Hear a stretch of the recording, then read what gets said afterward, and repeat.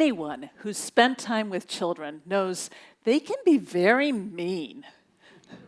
As a clinical psychologist, I've heard so many cases of terrible bullying.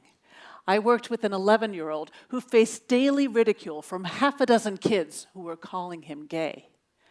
I worked with a girl, her name was Marla, well, we'll call her Marla, and her friends made a We Hate Marla website listing everything they disliked about her. I saw a client in her late 30s brought to tears by the memory of her high school classmates trashing her car 20 years earlier. Bullying is not something we just forget about when we become adults. Schools around the world have tried to stamp out bullying by encouraging kids to be upstanders who call out cruelty rather than bystanders who tolerate it. These programs are important.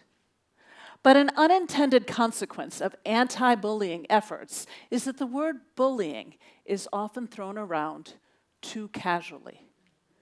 What I've seen far more often than bullying is ordinary meanness. For example, I worked with a 10-year-old who was very upset because her friend was sitting with someone else on the school bus. So she wrote a letter accusing the friend of bullying by excluding her and listing every mean thing the friend had ever done. Then she gave the letter to her friend, who promptly accused her of bullying. This wasn't bullying on either side. It was just a clumsy effort to deal with a conflict. So what is bullying? Well, researchers have a very specific definition. It involves deliberate, aggressive acts targeting one specific person, usually repeatedly over time, although sometimes one especially horrible action can count. And, this is the most important part, there is a power difference between the kid doing the bullying and the kid getting targeted. So the kid doing the bullying is bigger, stronger, tougher, or more socially powerful than the kid getting targeted, or it's a group of kids picking on one kid. This power difference is what makes it difficult or impossible for kids who are being bullied to protect or defend themselves.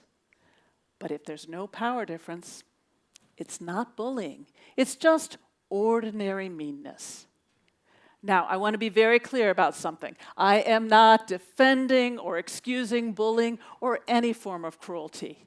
But when we fail to see the difference between ordinary meanness and bullying, we trivialize those very serious cases of peer abuse. As parents, when we hear that someone's being mean to our kid, our instinct is often to leap in, to protect. If it's a case of genuine bullying and the child is truly powerless, adult intervention could be helpful. But if there's no power difference, we don't want to say to our kids, "You've been bullied," because that's the same as telling them, "You're a victim, you're fragile, you can't handle it," if anyone is even slightly mean to you. In a game of kickball, hearing the other kids say, "You're out, yes you are," might be very upsetting to a child who doesn't believe he's out. But it's probably not bullying. And no, I don't think we need to teach the other kids to soften how they say, "You're out." He's out. Yeah, it's disappointing, but it's not personal, and it's definitely not the end of the world.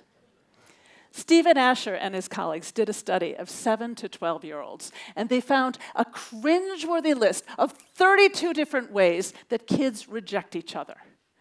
The list included hitting, kicking, shoving, saying, "You're not in the club," or "I don't like you anymore," or "You pick your nose and eat it." All of this is mean, but unless there's a power difference, it's not bullying. Even kids who consider themselves best friends sometimes behave in unkind ways. Preschool and young elementary school friends average just under 3 conflicts an hour. Deborah Pepler and her colleagues at York University did a study where they had teachers identify students who were either especially aggressive or especially non-aggressive. Then they secretly recorded the kids on the playground. What they found is that those especially aggressive kids did some form of mean behavior on average every 2 minutes. But those carefully selected non-aggressive kids, they averaged a mean behavior every 3 minutes. So wait, the aggressive kids are mean every 2 minutes and the non-aggressive kids are mean every 3 minutes? It just doesn't make sense to focus on protecting the good kids from the bad bullies. Almost every kid acts mean at some point, and conflict is unavoidable for children and adults. When our children encounter ordinary meanness, we might need to help them learn to speak up for themselves. They could say, "Cut it out," or "This isn't fun for me," and walk away if the meanness continues. Or we might need to help them gain perspective on what happened. In my practice, I sometimes have kids play the maybe game. Let's say Jeffrey took your kid's pencil. Now, maybe Jeffrey did this because he wants your kid to suffer, but probably not, right? So what are some other maybes that could explain what happened? Maybe Jeffrey picked up the pencil without realizing it. Maybe he was just borrowing it for a moment. Maybe he thought it was his pencil.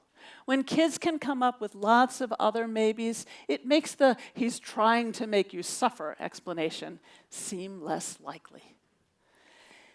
Kids are quick to accuse other children of bullying, but they may need help seeing their contribution to the problem. I had a 13-year-old come into my practice and say, "I was bullied today." When I asked what happened, he said, "This kid, he told me, quit making that annoying noise." No, this wasn't bullying. He was bothering people. School-age children definitely know the difference between right and wrong. If we ask them questions like, "Is it okay to call someone mean names?" or "Is it kind to hit someone?" they know the answer is no. But kids can be impulsive, especially when they're upset. And sometimes they make poor choices because they're following the crowd or experimenting with social power. Even kids who know better and are usually kind can sometimes act in casually cruel ways due to what I call empathy blind spots. Empathy blind spots happen when kids decide that certain people's feelings don't count. So they say, "He's annoying," or "She's weird," or "Nobody likes them," and they feel justified in being mean to them. As parents and teachers, we need to call out empathy blind spots and insist, "You don't have to like that kid, but I expect you to be kind to them." When, not if, our kids do something unkind, we need to guide them toward more caring responses. Probably the best technique I've ever invented, because it works, is what I call a soft criticism. It works with kids, it works with spouses, it works with coworkers. So the normal response to criticism is to defend. "Well, it's not my fault, and you do it too, and they do it worse." This is just human nature. So step one is to get around that normal defensiveness by giving an excuse. The excuse says that we know they're a good person with good intentions, even when they mess up. So we might say, "I get that you were really mad when she took your place at the lunch table. That felt very unfair because you always sit there, and when she hogged your seat, there was no room for you to sit with her friends." When we give an excuse for misbehavior, we put ourselves on the same side rather than against them. And practically, if we give an excuse, they don't have to come up with one, and we can just move past that point. Step two is the part we want, which is to describe the problem and its consequences. So here you might say, "I know you didn't mean to hurt her, and you were just trying to get her to move over. At the same time, when you shoved her, you ended up making her fall." Finally, step three is the most important because we focus on moving forward. Asking works better than telling. So we might say, what could you do to help her feel better? Or what could you do if this situation comes up again besides shoving her? Or what could you do from now on, could you please do this? When thinking things through together during a calm moment helps kids to be better prepared for dealing with challenging situations.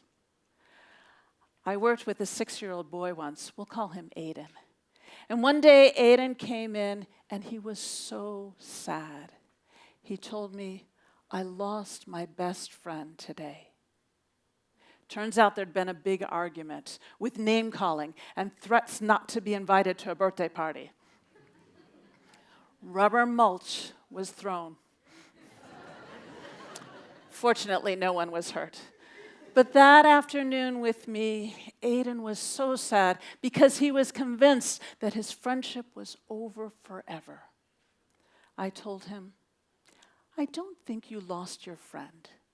Here's what I want you to do. Tomorrow, when you go into school, look for your friend and give him a big smile and say hi. And then just play with him." He said, "Really?" And I said, "Really." We adults tend to want to talk everything out, but research tells us that negotiation and compromise don't become the main way that kids resolve conflicts until about age 19. Yeah. Before that, mostly they just separate for a little bit to let tempers cool and then come back together and just be kind. It worked. The boys had a good time playing together the next day. And this episode of ordinary meanness helped them learn about forgiveness and trying again. Ordinary meanness is upsetting, but it's manageable. It's something that kids need to learn to handle with support from caring adults, and they need to learn to avoid doing it themselves. Ultimately, our job as parents is to teach kids how to be in relationships. Getting along with others is difficult. We adults haven't managed world peace or even perfect marriages. So it's unrealistic to think that our kids will always be perfectly kind to each other. But kindness is a worthy goal.